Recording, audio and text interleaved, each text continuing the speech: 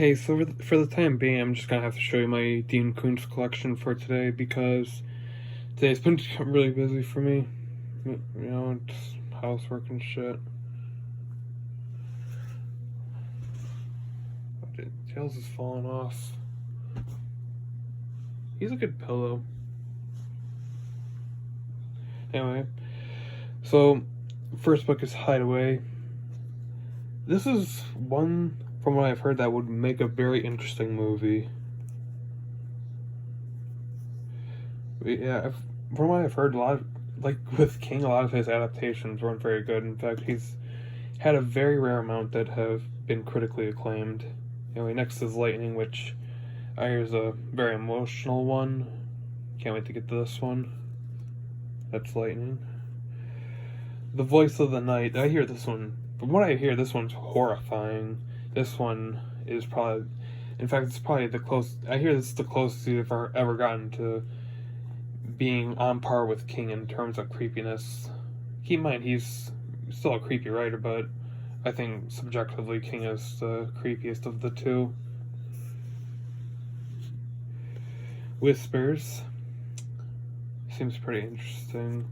This one seems to be more grounded in reality, more relying on real life terrors. From based on the description, I haven't read this yet, but looking forward to it. Innocence. I saw Travis McBee's review of this. I'm sorry, Travis. I know you don't like people reading reviews, but thankfully I've forgotten how it ended. But it had an interesting premise from what he said, you know? Wait, that's Innocence. Looking forward to that one as well. Cold Fire. I haven't heard much about this one, but from what I know, it's about this guy who has visions and stuff. Sounds boring. Like, I know these descriptions sound kind of boring, but if you know Koontz's writing and if you know how it, like, you can just, like, take something so small and just expand upon it, then this should be interesting. Like, there's one about a talking dog. Okay, there's, like, fucking cartoons about talking dogs. That's nothing special, but he slowly expands on it, and you learn why he's talking, learn why the dog, how he learns human intelligence. It's really cool because of that. Anyway, Demon Seed. This one actually seems really interesting. It seems, from what I hear, it's a kind of a Koontz's take on sci-fi and artificial intelligence gone wrong. Looking forward to this one. Phantoms. This was a freaky one.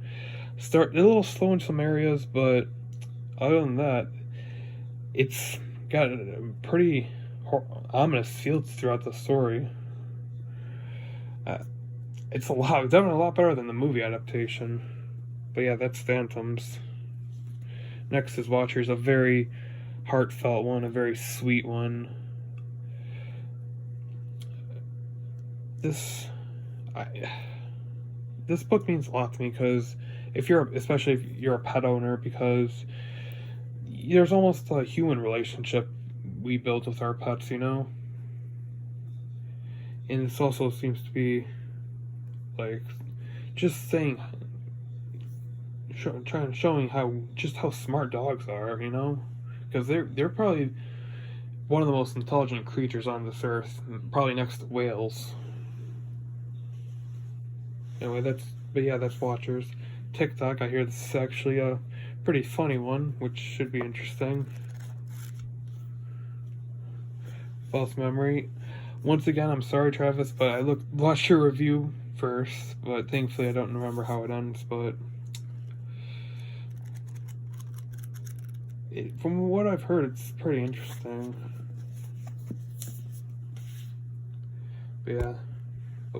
Bump the camera a little bit there. Next is Twilight Eyes. This was a freaky one right here. This was probably the most,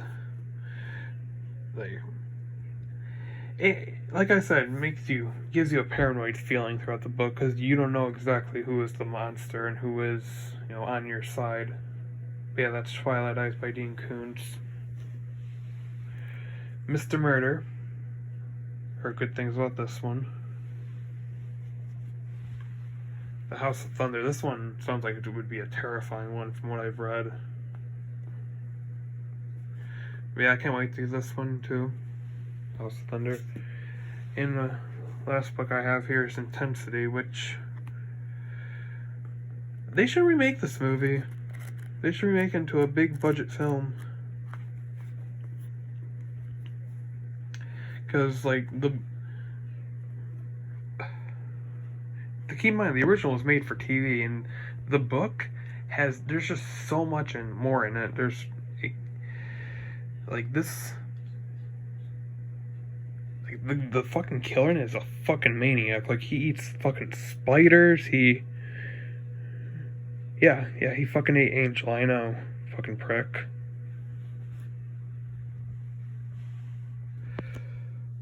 But yeah, the reason why he does that is he believes that he's gained this power of it, and he can, like, he's very, and I think this book is a fucking rush. It's intense. It's, whew.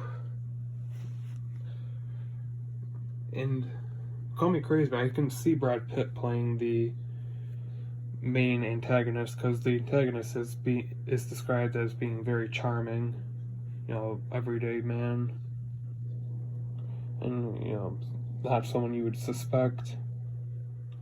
But yeah, that was my Dean Koontz collection.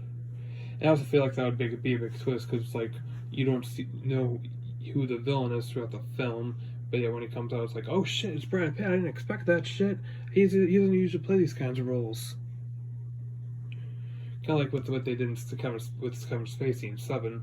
You know, it was that right here was supposed to be like a little twist, like, because he hasn't played a lot of those roles, just kind of maniacal roles. But yeah, that's my Dean Koontz collection, and I'll try to have that A24 review by tomorrow. But other than that, thank you for watching, and don't forget to like and sub for more content.